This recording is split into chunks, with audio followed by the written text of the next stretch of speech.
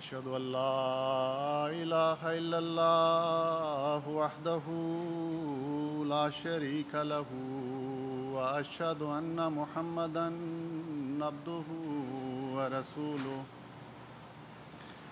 أما بعد فأعوذ بالله من الشيطان الرجيم بسم الله الرحمن الرحيم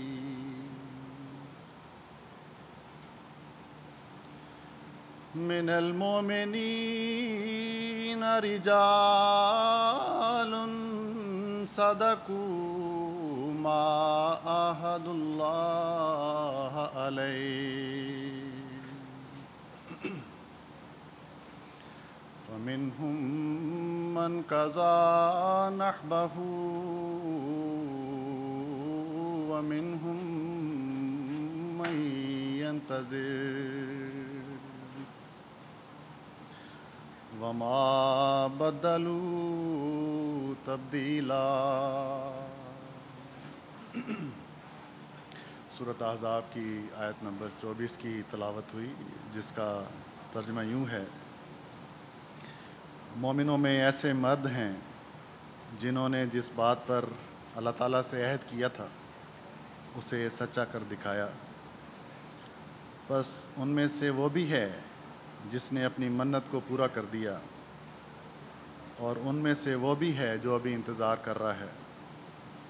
اور انہوں نے ہرگز اپنے طرز عمل میں کوئی تبدیلی نہیں کی۔ حاضرین مجلس، خاکسار کو تقریر کے لیے جو عنوان دیا گیا ہے وہ شہدائے احمدیت کے سلسلے میں سید طالع احمد شہید کا ذکر کرنا ہے۔ سیدنا حضرت اقدس مسیح موعود علیہ الصلاۃ والسلام اپنی کتاب تذکرۃ الشہادتین میں حضرت صاحبزادہ عبداللطیف صاحب شہید رضی اللہ تعالیٰ عنہ کی عظیم الشان قربانی کا ذکر کرتے ہوئے تحریر فرماتے ہیں: جب میں اس استقامت اور جان فشانی کو دیکھتا ہوں جو صاحبزادہ مولوی محمد عبداللطیف مرحوم سے ظہور میں آئی، تو مجھے اپنی جماعت کی نسبت بہت امید بڑھ جاتی ہے، کیونکہ جس خدا نے بعض افراد اس جماعت کو یہ توفیق دی کہ نہ صرف مال بلکہ جان بھی اس راہ میں قربان کر گئے، اس خدا کا سری یہ منشا معلوم ہوتا ہے کہ وہ بہت سے ایسے افراد اس جماعت میں پیدا کرے جو صاحبزادہ مولوی عبداللطیف کی روح رکھتے ہوں اور ان کی روحانیت کا ایک نیا پودا ہوں، جیسا کہ میں نے کشفی حالت میں واقعہ شہادت مولوی صاحب موصوف کے قریب دیکھا کہ ہمارے باغ میں سے ایک بلند شاخ سرو کی کاٹی گئی، اور میں نے کہا کہ اس شاخ کو زمین میں دوبارہ نصب کر دو تا وہ بڑھے اور پھولے۔ سو میں نے اس کی یہی تعبیر کی کہ خدا تعالیٰ بہت سے ان کے قائم مقام پیدا کر دے گا، سو میں یقین رکھتا ہوں کہ کسی وقت میرے اس کشف کی تعبیر ظاہر ہو جائے گی۔ اللہ تعالیٰ نے حضور علیہ السلام کے اس کشف کی صداقت میں سینکڑوں جان نثار حضرت صاحبزادہ صاحب کی قائم مقامی میں پیدا فرمائے ہیں، جنہوں نے اپنا عہد بیعت نبھاتے ہوئے اپنی جان اس راہ میں نشاور کر دی۔ ان شہدائے احمدیت میں ایک طبقہ واقفین زندگی کا بھی ہے، جنہوں نے خدمت دین کرتے ہوئے میدان جہاد میں ہی اپنی جان دے دی، خواہ طبعی طور پر یا حملہ آوروں کے حملے کے نتیجے میں۔ ایسے شہدائے احمدیت میں حضرت مولوی عبید اللہ صاحب ابن حضرت حافظ غلام رسول صاحب وزیر آبادی رضی اللہ تعالیٰ عنہ ماریشس میں خدمت دین کرتے ہوئے وفات پاتے ہیں، تو حضرت شہزادہ عبدالمجید صاحب لدھیانوی رضی اللہ تعالیٰ عنہ ایران میں تبلیغ دین کرتے ہوئے اپنے مولا کے حضور حاضر ہو جاتے ہیں۔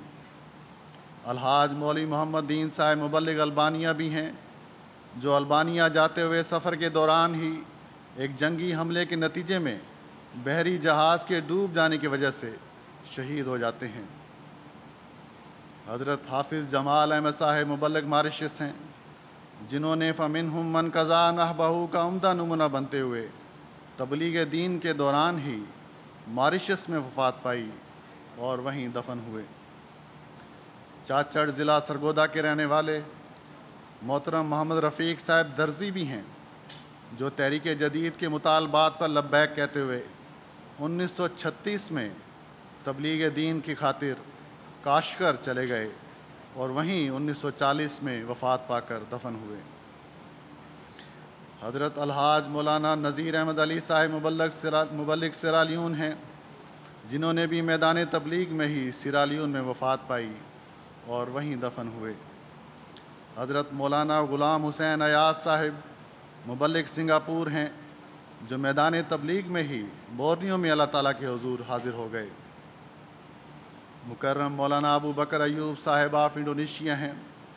جنہوں نے بطور مبلغ ہالینڈ میں تبلیغ اسلام کی ذمہ داریاں ادا کرتے ہوئے وفات پائی۔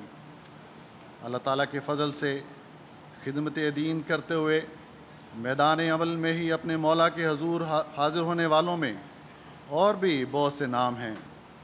محترم حافظ عبدالحفیظ صاحب مبلغ فجی، محترم مولانا عبد المالک خان صاحب، محترم قریشی محمد اسلم صاحب مربی سلسلہ ٹرینیڈاڈ، محترم مرزا منور احمد صاحب مبلغ امریکہ، محترم محمد شفیق کیسر صاحب، محترم مبشر احمد چودھری صاحب مبلغ نائجیریا،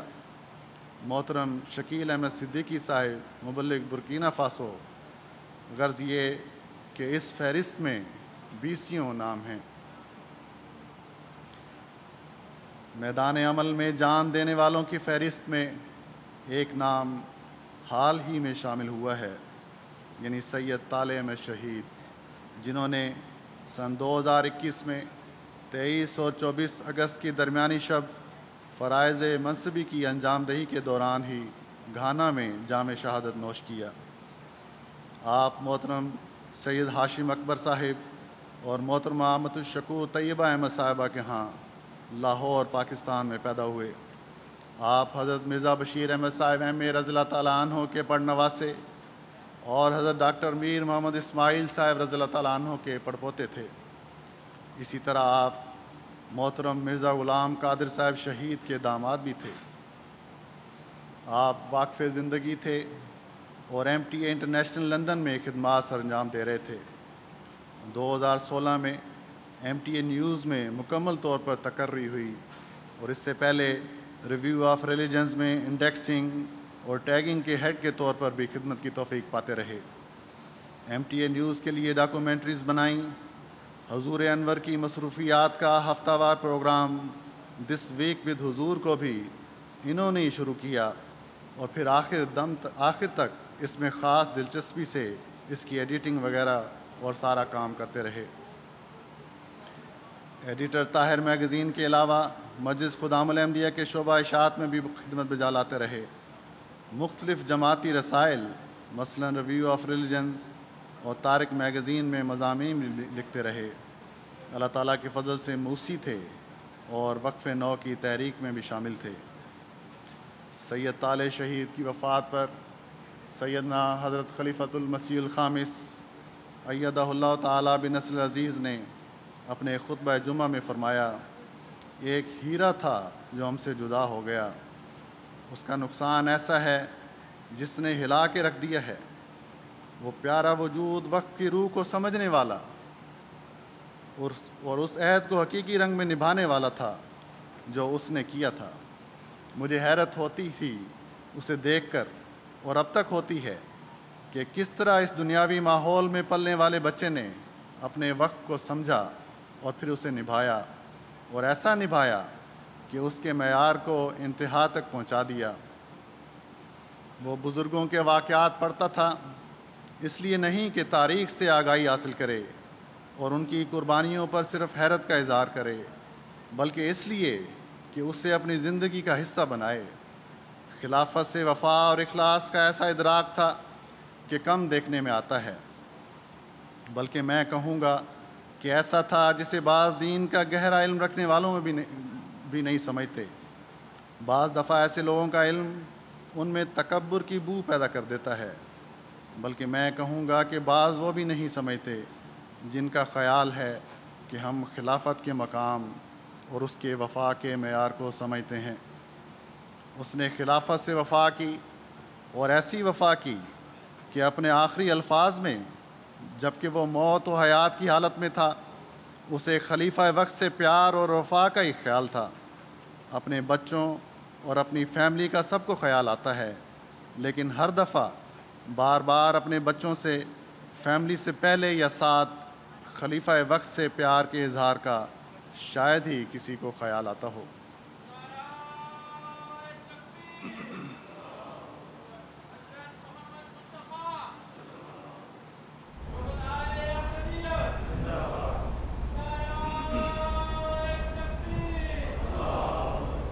شاید 2-3 سال پہلے اس نے ایک نظم لکھی تھی جو اس نے اپنے کسی دوست کو دی تھی کہ اپنے پاس رکھ لو اور کسی کو نہیں دکھانی، جو خلافت سے تعلق اور پیار سے متعلق لکھی ہوئی تھی، اور اس نے شروع ہی اس طرح کیا تھا کہ میں خلیفہ وقت سے سب سے زیادہ پیار کرتا ہوں، اور ختم اس طرح کیا تھا کہ خلیفہ وقت سے جو مجھے پیار ہے اور محبت ہے وہ انہیں کبھی پتہ نہیں چلے گی۔ لیکن اے پیارے تالے، میں تمہیں بتاتا ہوں کہ تمہارے ان آخری الفاظ سے پہلے بھی مجھے پتہ تھا کہ تمہیں خلافت سے پیار اور محبت کا تعلق تھا۔ تمہارے ہر عمل سے، ہر حرکت و سکون سے، جب تمہارے ہاتھ میں کیمرہ ہوتا تھا اور میں سامنے ہوتا تھا تب بھی، اور جب تم کیمرے کے علاوہ ملتے تھے، چاہے ذاتی ملاقات ہو یا دفتر کے کام سے، تمہاری آنکھوں کی چمک سے اس محبت کا اظہار ہوتا تھا۔ تمہارے چہرے کی ایک عجیب قسم کی رونق سے اس محبت کا اظہار ہوتا تھا، غرض کہ ہر طرح تمہارے ہر عمل سے یہ لگ رہا تھا کہ کس طرح تم اس محبت کا اظہار کرو جو تمہیں خلیفہ وقت سے ہے۔ مجھے شاید ہی کسی میں اس محبت کا اظہار نظر آتا ہو۔ تالے کا وجود، جیسا کہ اس نے اپنی نظم میں ذکر کیا ہے، ایسا تھا کہ وہ اس محبت کا اظہار نہیں کرنا چاہتا تھا بلکہ چھپانا چاہتا تھا، لیکن نہیں چھپتا تھا۔ اللہ تعالیٰ کسی نہ کسی رنگ میں اس کا تعلق کا اظہار کروا دیتا تھا، اس لیے وہ مجھے بہت پیارا تھا۔ ہر وقت اس فکر میں رہتا تھا کہ کب خلیفہ وقت کے منہ سے کوئی بات نکلے اور میں اس پر عمل کروں، اور صرف خود ہی عمل نہ کروں بلکہ کب اور کس طرح میں خلافت کے مقام کے بارے میں دنیا کو بتاؤں، کب خلافت کی حفاظت کے لیے جان کی قربانی دینی پڑے تو جان کا نذرانہ بھی پیش کر دوں، پھر اپنے کام سے ایسا عشق کہ کم کم ہی دیکھنے میں آتا ہے۔ صرف اس لیے ہی اپنے کاموں سے عشق نہیں تھا کہ اپنے کام کو بہت پسند کرتا تھا، اور لوگ بہت سارے ایسے ہیں جو پسند کرتے ہیں، ان کو بھی اپنے کام سے بہت عشق اور لگاؤ ہوتا ہے۔ اس کو اپنے کام سے اگر لگاؤ تھا تو اس لیے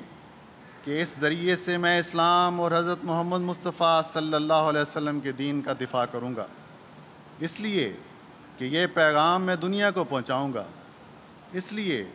کہ میرا کام ہے کہ حضرت مسیح موعود علیہ السلام کے پیغام کو دنیا کے کناروں تک پہنچاؤں، اس لیے کہ میں نے خلیفہ وقت کا مددگار بننا ہے۔ کس طرح وہ خلیفہ وقت کے الفاظ پر عمل کرنے کی کوشش کرتا تھا، اس کا اندازہ اس سے ہو جاتا ہے کہ میں نے بعض میٹنگز میں جو مربیان کے ساتھ تھیں انہیں کہا کہ مربیان کو کوشش کرنی چاہیے کہ کم و بیش 1 گھنٹے کے قریب تہجد پڑھا کریں، تو عزیز تالے نے بعض مربیان کی طرح یہ سوال نہیں کیا کہ گرمیوں کی چھوٹی راتوں میں کس طرح اتنی جلدی جاگ کر 1 گھنٹے کے قریب تہجد پڑھ سکتے ہیں، بلکہ اس نے عمل کرنے کی کوشش کی۔ اس کے ایک دوست مربی نے ایک دن اسے بڑا تھکا ہوا دیکھا تو وجہ پوچھی، تو اس نے بتایا کہ خلیفہ وقت نے مربیان کو 1 گھنٹے کے قریب تہجد پڑھنے کا کہا ہے، میں بھی تو وقف ہوں تو یہ حکم میرے لیے بھی ہے۔ آج تہجد کی وجہ سے پوری طرح سو نہیں سکا، اس لیے تھکاوٹ لگ رہی ہے۔ اس مربی نے مجھے لکھا کہ اس کی بات نے مجھے سخت شرمندہ کیا کہ میں براہ راست مخاطب تھا اور میں نے خلیفہ وقت کی بات پر اس طرح عمل نہیں کیا، اور اس نے محض ایک واقف زندگی کے عہد کو نبھانے کے لیے اس پر عمل کیا ہے۔ یہ تھا اس کا عہد نبھانے کا معیار، بس واقفین زندگی کے لیے بھی وہ ایک نمونہ تھا، اور خاندان حضرت مسیح موعود علیہ السلام کا فرد ہونے کی حیثیت سے خاندان کے افراد کے لیے بھی وہ وفا اور اخلاص کا ایک نمونہ قائم کر گیا۔ واقفین زندگی کے لیے بھی حیرت انگیز نمونہ تھا۔ کبھی شکوہ نہیں کیا تھا کہ الاؤنس تھوڑا ہے، گزارا نہیں ہوتا، جو ملتا اس میں شکر کر کے گزارا کرتا۔ اگر کہیں سے کوئی زائد آمد ہو جاتی تو شکر گزاری کے جذبات سے لبریز ہو جاتا۔ اللہ تعالیٰ سے اس نے دعا کی کہ اللہ تعالیٰ کبھی مجھے تنگی نہ دینا، اور پھر اللہ تعالیٰ نے بھی کبھی تنگی نہیں دی۔ 4 سال تک طالع نے ریویو میں کام کیا، انڈیکسنگ ڈپارٹمنٹ میں بطور نگران خدمت کی توفیق پائی۔ بہت بڑی ذمہ داری تھی جو اس نے سر انجام دی۔ ریویو آف ریلیجنس کے 100 سال سے زائد عرصے کا انڈیکس تیار کرنا، مختلف کیٹیگریز کی فہرست تیار کرنا، الگ الگ موضوعات پر مضامین کو ترتیب دینا ایک بہت وسیع کام تھا جس پر انہوں نے بڑی محنت سے اور لگن سے کام کیا۔ طالع بہت ساری صلاحیتوں کے مالک تھے، تنظیمی کام عمدگی سے بجا لاتے تھے، خدمت کا بہت زیادہ جذبہ اور لگن تھی، خلافت سے بے پناہ وفاداری اور پیار تھا۔ جب بھی جماعت اور خلافت کے لیے اسے خدمت کرنے کی توفیق ملتی تو محض یہی اس کے لیے سب کچھ تھا۔ اس کا سب کچھ خلافت کے گرد گھومتا تھا۔ ایک اور اہم خوبی جو طالع میں پائی جاتی تھی وہ یہ تھی کہ ہمیشہ اپنی فیملی اور رشتہ داروں کو جماعت سے منسلک اور جماعت کی خدمت کرتے ہوئے دیکھنا چاہتا تھا۔ بی ایس سی کرنے کے بعد اس نے 1 سال گیپ لیا، تو اس وقت میں نے اسے وقف 9 کی کلاس میں کہا تھا، اور اس کے بعد شاید دفتر میں ملاقات میں بھی،